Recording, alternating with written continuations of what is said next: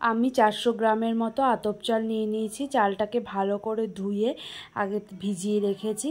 এরপর দেখো যা যা সবজি লাগবে আমি কেটে সোয়াবিনগুলো সেদ্ধ করে নিয়েছি, আর একটা বড় সাইজের পেঁয়াজ কেটে নিয়েছি, আর একটা আলু কেটে নিয়েছি ছোটো ছোটো।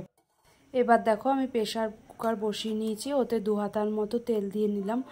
আর তারপরে তেল দেওয়ার পর তেলটা গরম হয়ে গেলে ওতে একটু একটা শুকনো লঙ্কা আর একটু সাদা জিরে ফোড়ন দিয়ে দেবো।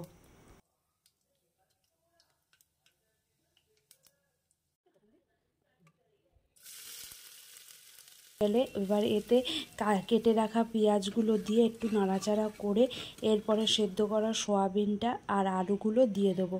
দিয়ে এতে 1 চামচ মতো শুকনো লঙ্কার গুঁড়ো আর 1 চামচ মতো নুন দিয়ে ভালো করে 2 থেকে 3 মিনিট একটু লাল লাল করে মশলাগুলোকে ভেজে নেব।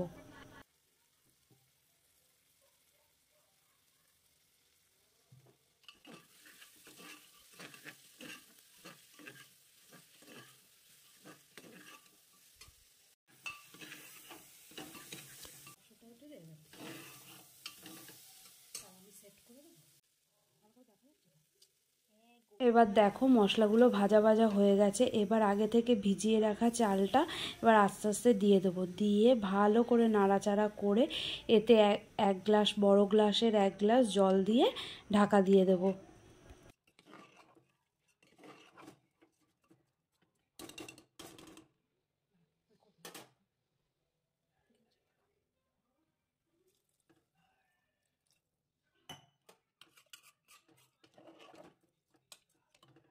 এবার এটা 10 মিনিটের জন্য প্রেসার কুকার বন্ধ করে রেডি হতে দেব।